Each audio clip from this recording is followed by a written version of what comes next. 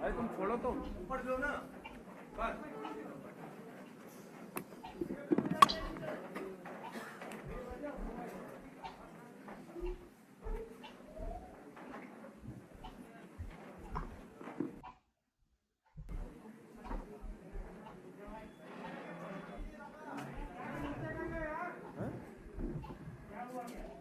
नहीं यार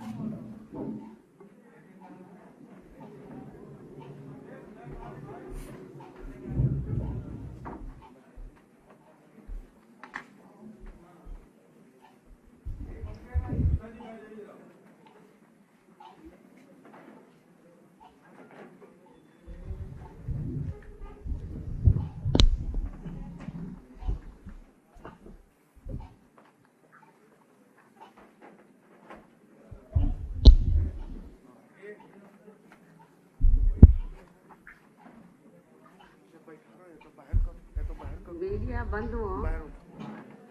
शुक्रिया आपका। यहीं बगल में रही ना। मीडिया बंधुओं, जैसा कि आप लोगों को ये विदित है कि आज मेरा खुद का अपना जन्मदिन है और इस मौके पर सबसे पहले मैं अपने शुभचिंतकों का विशेषकर बीएसपी के उन लोगों का हार्दिक दिल से आभार प्रकट करती हूँ जो पूरे देश में मेरे जन्मदिन को पिछले वर्ष की तरह इस बार भी कोरोना नियमों का पालन करते हुए तथा अपने महान संतों, गुरुओं व महापुरुषों में भी खासकर महात्मा ज्योतिबा फूले, छत्रपति शाहू जी महाराज, नारायण गुरु, बाबा साहब डॉक्टर भीमराव अम्बेडकर एवं मान्यवर श्री कांशीराम जी आदि की मानवतावादी सोच व उनकी मूवमेंट को ध्यान में रखकर जिनके बताए हुए रास्तों पर चलकर ही मैंने उनकी सोच व मूवमेंट को आगे बढ़ाने के लिए अपनी पूरी जिंदगी भी समर्पित की है, वे अर्थात इनके अनुयायी आज पूरे देश में मेरे जन्मदिन को जन कल्याणकारी दिवस के रूप में बहुत ही सादगी व संजीदगी के साथ मना रहे हैं, जिसके तहत चलकर ही मेरे जन्मदिन के मौके पर हर वर्ष बीएसपी के लोग अपने सामर्थ्य, अपने आर्थिक सामर्थ्य के हिसाब से अपने अपने क्षेत्र में सर्व समाज में से विशेषकर गरीब, कमजोर, लाचार, असहाय व अन्य जरूरतमंद लोगों की विभिन्न रूपों में मदद भी करते हैं और इस बार भी मदद कर रहे हैं। और इस संदर्भ में मैं ये भी कहना चाहती हूँ कि खासकर कोरोना महामारी के दौरान परिवार में जिन कमाने वालों की मृत्यु हो गई है और उनके पीछे दुखी व पीड़ित चल रहे परिवारों की सरकारी मदद के अभाव में अब हालत काफ़ी ज़्यादा खराब हो गई है, तो उनकी भी पार्टी के लोग पिछले वर्ष की तरह इस वर्ष भी विभिन्न रूपों में काफ़ी मदद कर रहे हैं।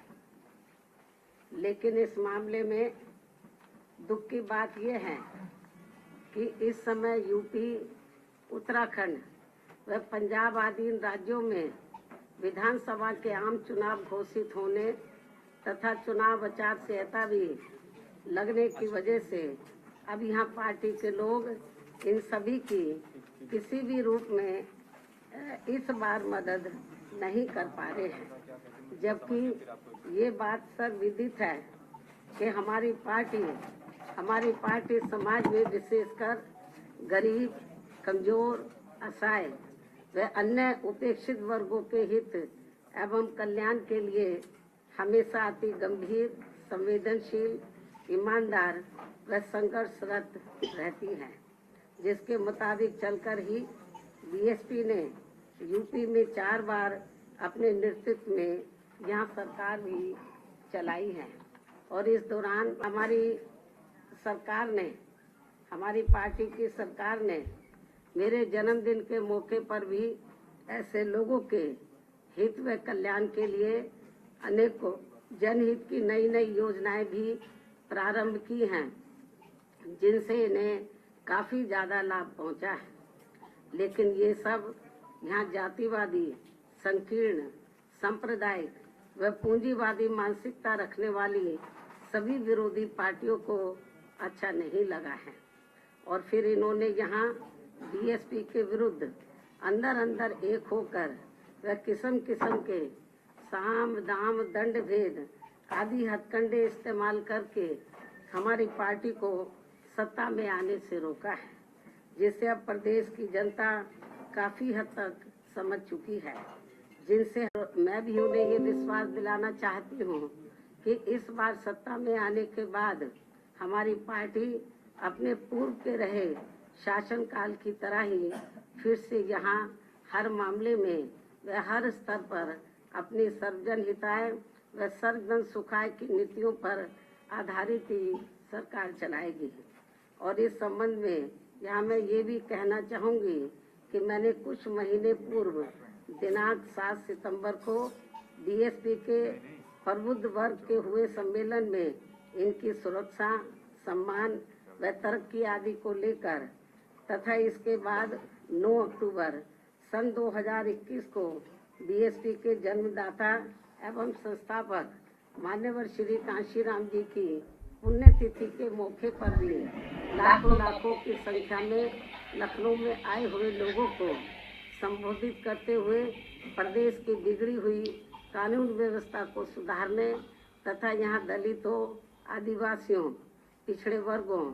मुस्लिम व अन्य धार्मिक अल्पसंख्यक समाज के लोगों के साथ साथ गरीबों, मजदूरों, बेरोजगारों, नौजवानों, किसानों, व्यापारियों, कर्मचारियों व अन्य विभिन्न क्षेत्रों में लगे लोगों के एवं छात्रों, युवाओं, महिलाओं, बुजुर्गों आदि के हित व कल्याण आदि के संबंध में जो कुछ भी जरूरी बातें कही हैं, तो उन पर फिर हमारी पार्टी की सरकार बनने पर पूरी ईमानदारी व निष्ठा से अमल किया जाएगा। वैसे भी आज देश की असली चिंता परम पूज्य बाबा साहब डॉक्टर भीमराव अंबेडकर के मानवतावादी संविधान के हिसाब से चलकर देश की करोड़ों जनता को गरीबी, बेरोजगारी, महंगाई व तनावपूर्ण हिंसक वातावरण की दुर्दशा से निकालकर उन्हें कानून के राज के माध्यम से सुख, शांति व स्थिरता पहुंचाने की है, जिसके अभाव में उनका जीवन काफी त्रस्त हो रहा है और ये लोग फिर से गुलाम व लाचार बनते जा रहे हैं। और अब केवल यूपी को ही नहीं बल्कि पूरे देश को भी ये यकीन हो चला है कि यहाँ उत्तर प्रदेश, उत्तराखंड व पंजाब आदि राज्यों में हो रहे विधानसभा चुनावों के परिणाम आने के बाद देश में परिस्थिति जरूर बदलेगी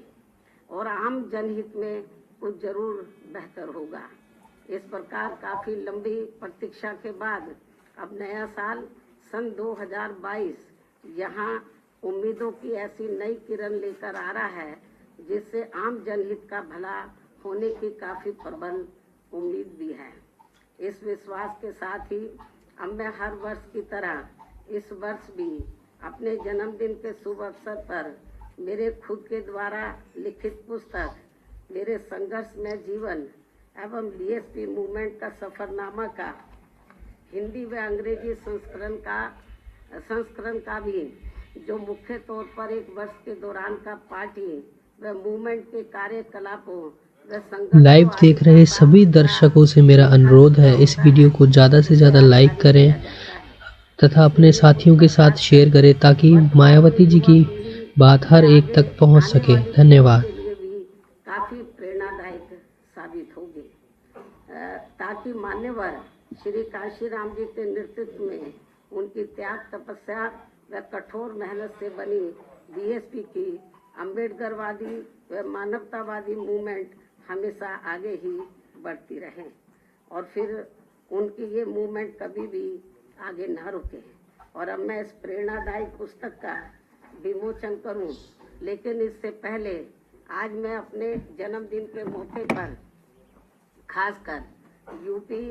उत्तराखंड व पंजाब में अपनी पार्टी के लोगों से ये भी अनुरोध करती हूँ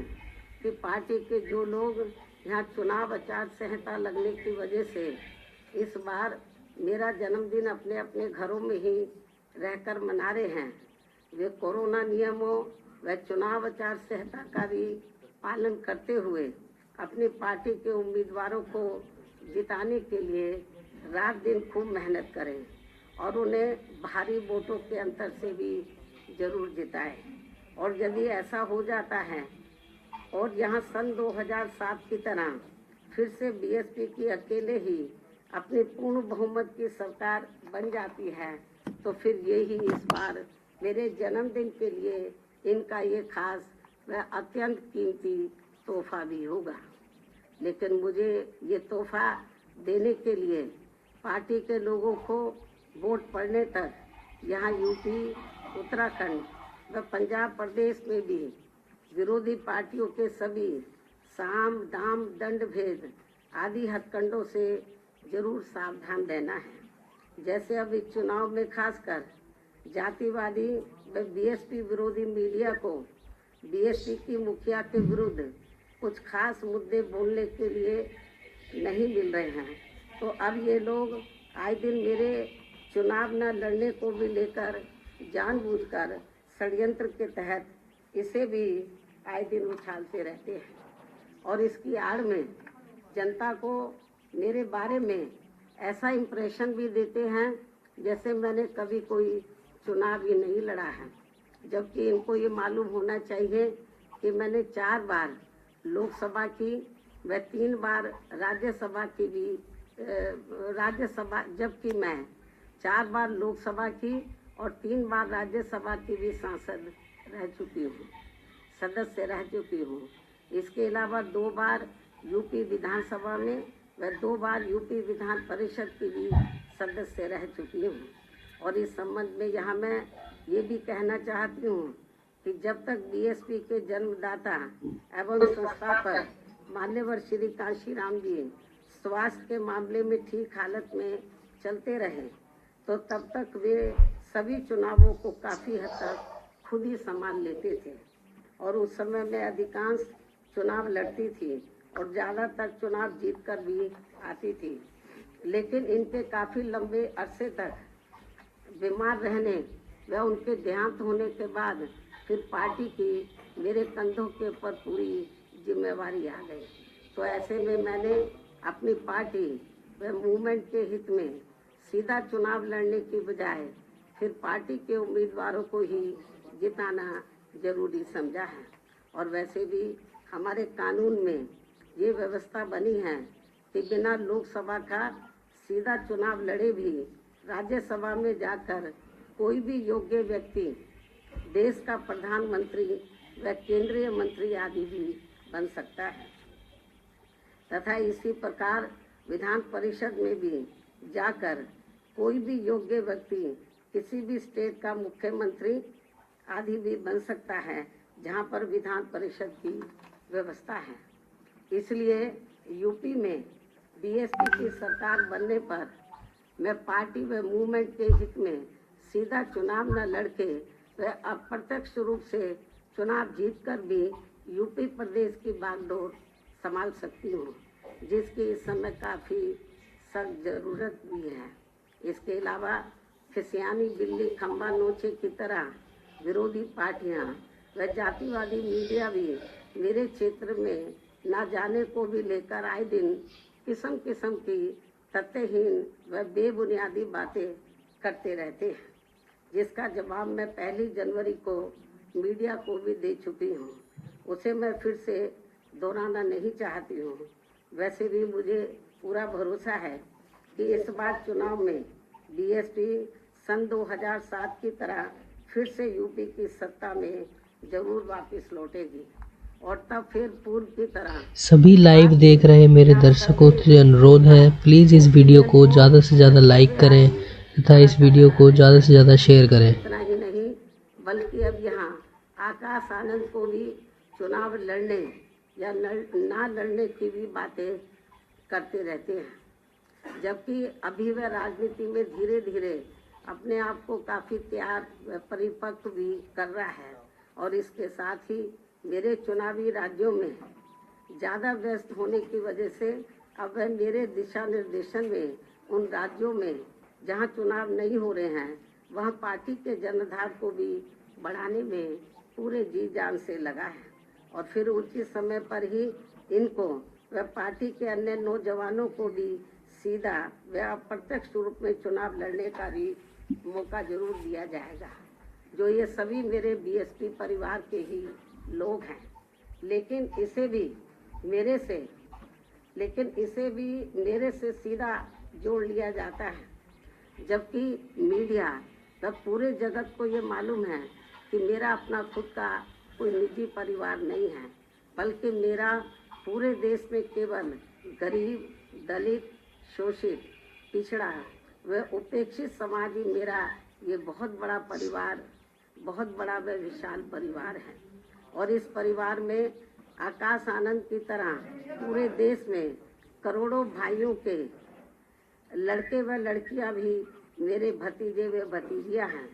जिनके माँ बाप शुरू से ही मुझे पूरे आदर सम्मान से आदरणीय बहन जी ही कहकर पुकारते हैं और अब उनके बच्चे भी बड़े होकर मुझे ज़्यादातर बहन जी ही कहकर पुकारते हैं, जिनको भी राजनीति में आगे बढ़ने का पूरा मौका जरूर दिया जा रहा है। लेकिन इसे भी मीडिया में अधिकांश व्यंग्य तरीके से ही दर्शाया जाता है। ये सब इनकी जातिवादी मानसिकता नहीं है तो और क्या है, जबकि ऐसा करके ये लोग हमारे नौजवानों में और ज़्यादा जोश पैदा कर रहे हैं। इसलिए ये सब करने से इनको कुछ भी राजनीतिक लाभ मिलने वाला नहीं है। इतना ही नहीं, यदि जातिवादी मीडिया व विरोधी लोग भी आकाश आनंद के पीछे जबरदस्ती ऐसे ही पड़े रहे तो फिर मैं मान्यवर श्री कांशीराम जी की तरह इसको भी पार्टी में और भी ज़्यादा बढ़ावा देती रहूँगी। और अच्छी बात यह है कि पिछले कुछ समय से यहाँ यूपी में पार्टी के राष्ट्रीय महासचिव व राज्यसभा सांसद श्री S.C. मिश्रा जी के बेटे श्री कपिल मिश्रा भी अपने नौजवान साथियों को अपनी पार्टी में पूरी मेहनत के साथ जोड़ने में लगे हैं। मुझे पूरा भरोसा है कि इस चुनाव में हमारे नौजवानों का भी काफ़ी वोट बीएसपी को ही मिलने वाला है तथा यहाँ फिर से बीएसपी ही सत्ता में जरूर आएगी। इस उम्मीद के साथ ही अब मैं अपनी पुस्तक का विमोचन कर रही हूँ।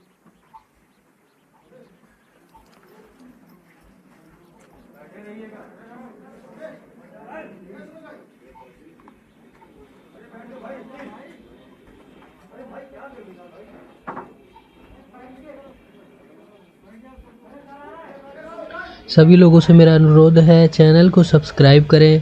तथा इस वीडियो को ज़्यादा से ज़्यादा लाइक करें और शेयर करें। धन्यवाद।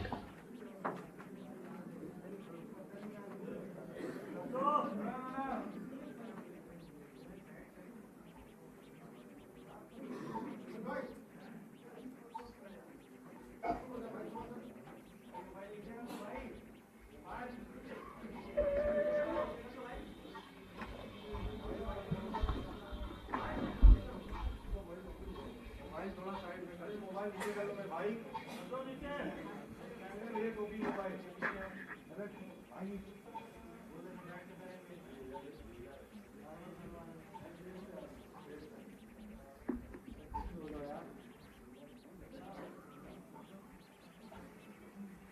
और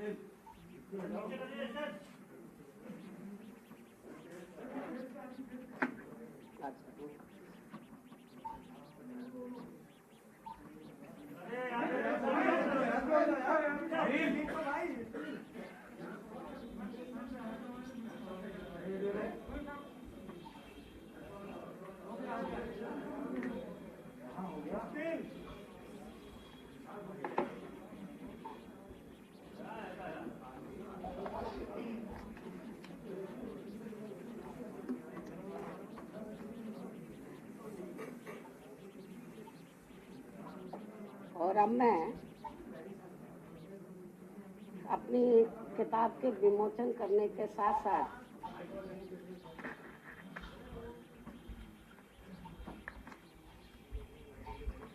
आपको ये भी बताना चाहती हूँ, वैसे आप लोगों को ये मालूम ही है कि उत्तर प्रदेश में यूपी विधानसभा के आम चुनाव 7 चरणों में हो रहे हैं और पहले चरण में 58 विधानसभा की सीटों पर विधानसभा का आम चुनाव हो रहा है और बीएसपी ने पहले चरण की जो 58 विधानसभा की सीटें हैं तो उनमें से 53 विधानसभा की सीटों पर कैंडिडेट फाइनल कर दिए हैं। 5 सीटें बची है, 1-2 दिन में वो भी फाइनल हो जाएगा। तो आज मैं अपने जन्मदिन के शुभ अवसर पर तो बीएसपी की जो उम्मीदवारों की सूची है तो उसको मैं पहले चरण की सूची आज मैं जारी कर रही हूँ। 58 में से 53 विधानसभा की सीटों पर जो ये सूची ये मैं आज जारी कर रही हूँ और इसकी कापी आप लोगों को मेरे प्रेस के बाद खत्म होने के बाद इसकी एक प्रति आप लोगों को दे दी जाएगी।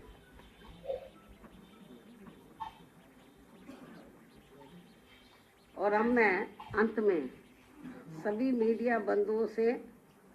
मेरे जन्मदिन का केक व जलपान आदि लेने का भी विशेष आग्रह करती हूँ। साथ ही अपनी बात भी यही समाप्त करती हूँ, किंतु इससे पहले यदि आप लोग मुझसे कुछ सवाल पूछना चाहते हैं तो एक एक करके पूछ सकते हैं, लेकिन आप सभी के एक सवाल का मैं खुद ही आपको जवाब दे देती हूँ। देश में चुनाव के नजदीक जिस प्रकार से स्वार्थी किस्म के लोगों का दल बदल करने का सिलसिला शुरू हो जाता है, तो इसे खास ध्यान में रखकर अब दल बदल कानून को काफी सख्त बनाने की जरूरत है, क्योंकि इससे हमारे लोकतंत्र पर भी काफी बुरा प्रभाव पड़ रहा है। इसके अलावा जो दल बदलू नेता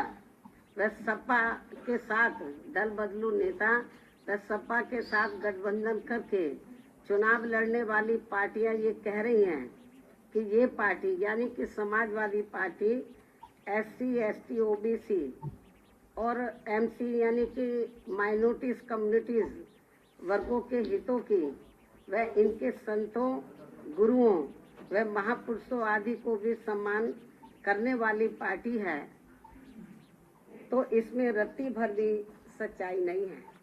जैसे आपने देखा होगा कि कुछ नेता लोग दल बदलू बहुत चीख के बोल रहे थे। ये समाजवादी पार्टी के साथ साथ अम्बेडकरवादी पार्टी भी है, ये है वो है, आप लोगों ने देखा होगा, मतलब वो चिल्ला के बोल रहे थे।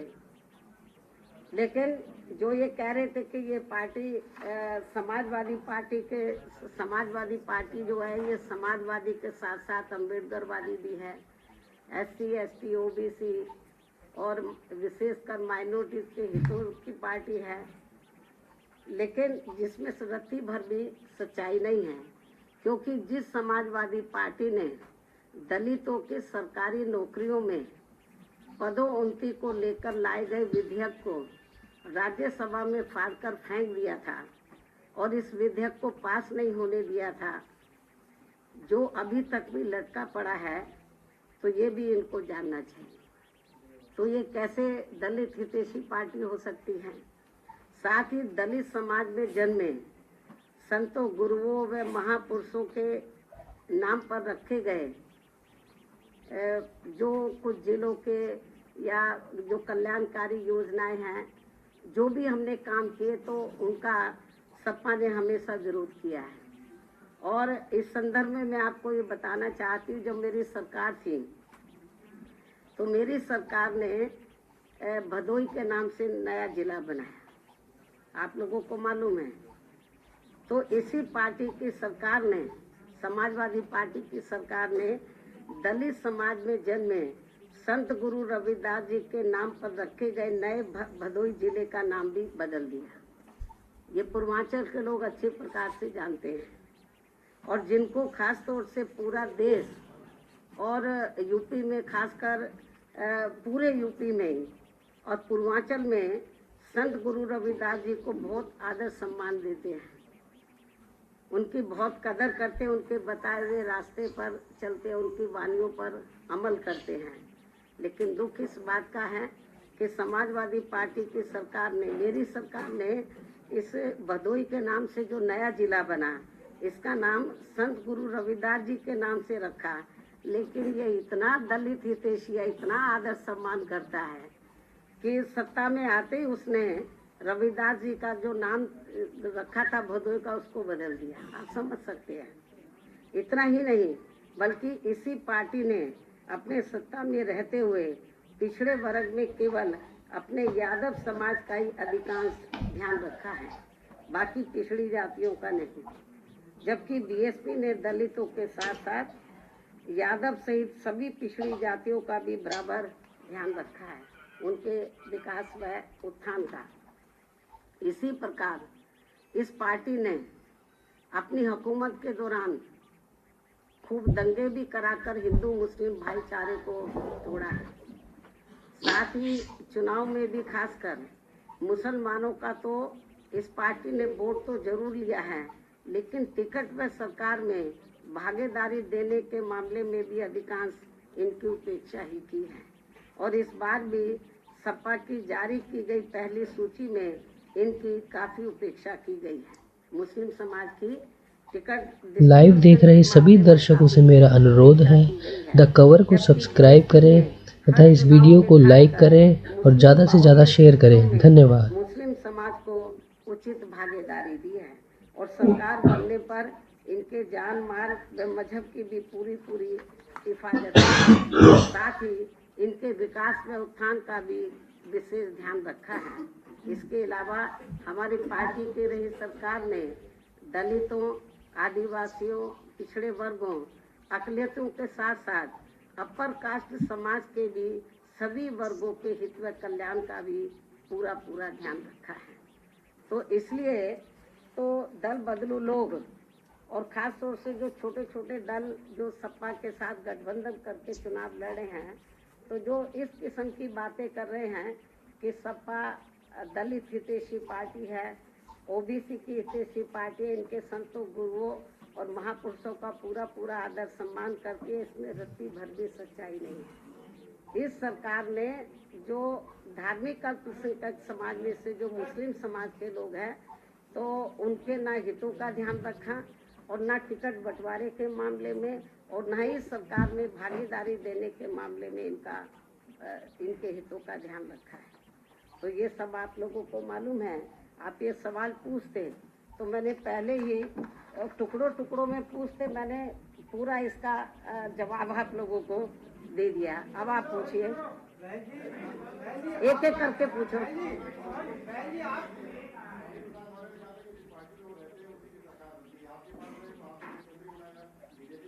देखो, वो मुझे क्या मुख्यमंत्री बनाएगा, बीएसपी में आने के बाद उसकी किस्मत खुली है। पहले वो बहुत पार्टियों में रहा, वो कभी चुनाव नहीं जीता। आप इतिहास उठाकर देख लो उसका। राजनीति बहुत सी पार्टियों में रहा, जनता दल में रहा, लोक दल में रहा, किसी भी पार्टी में वो चुनाव नहीं जीता। जब वो बीएसपी में आया तो पहली बार उसकी किस्मत खुली और वो एमएलए बना। तो ये जो हवाई बातें हैं तो वो बेकार हैं। तो इसलिए जो मैं आपको ये बताना चाह रही हूँ कि ये जरूर जिस भी पार्टी में जाता है, अभी जैसे बीजेपी वाले उसको ढोके चलते रहे 5 साल तक, उसको समझाते रहे भाई हमें सर्व समाज को लेके चलना है, तो लेकिन वो नहीं माना। तो अब आप तो देखो उसकी लैंग्वेज, आप लोगों को मालूम है उनकी लैंग्वेज किस किस्म की है। जबकि आप लोगों को जब हम अम्बेडकरवाद की बात करते हैं तो बाबा साहब डॉक्टर अम्बेडकर की जो सोच है उसको समझना चाहिए। बाबा साहब डॉक्टर अम्बेडकर किसी भी जाति और धर्म के खिलाफ नहीं थे, वो जातिवादी व्यवस्था के खिलाफ थे। इस देश में जो गैर बराबरी वाली सामाजिक व्यवस्था बनी है उसको बदलकर वो समता मूलक समाज व्यवस्था बनाना चाहते थे। और इस व्यवस्था को बनाने के लिए बाबा किनको सामने आना होगा, जो इस व्यवस्था के शिकार हैं। तो जो इस व्यवस्था के शिकार हैं उनको अपर कास्ट को भी साथ में लेकर जब सर्व समाज में भाईचारा पैदा हो जाएगा तो तभी तो समता मूलक समाज बनेगा। तो बाबा साहब डॉक्टर अम्बेडकर की ये इच्छा थी कि जो इस देश में गैर बराबरी वाली सामाजिक व्यवस्था बनी है उसको बदलकर समता मूलक समाज व्यवस्था बने जिसमें सब लोग बराबर हो। तो उसी आधार पर हमारी पार्टी इस मूवमेंट को लेकर, बीएसपी के मूवमेंट को लेकर चल रही है। बहन जी, आज शेखर रावण ने समाजवादी पार्टी में गए थे लेकिन उनकी बात नहीं बनी है। उन्होंने कहा है कि मैं अब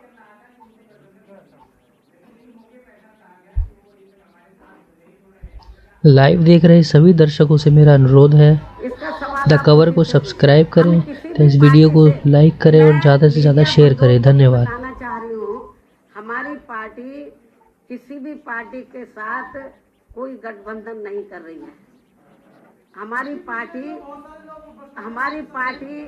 अकेले अपने बलबूते पर पूरी दमदारी और तैयारी के साथ चुनाव लड़ रही है। हमारा गठबंधन किसी पार्टी से नहीं, हमारा गठबंधन सर्व समाज में भाईचारा पैदा करके ये गठबंधन चल रहा है। और हमें पूरा भरोसा है कि इस गठबंधन के आधार पर इस बार हमारी पार्टी को एब्सोल्यूट मेजॉरिटी जरूर मिलेगी। धन्यवाद।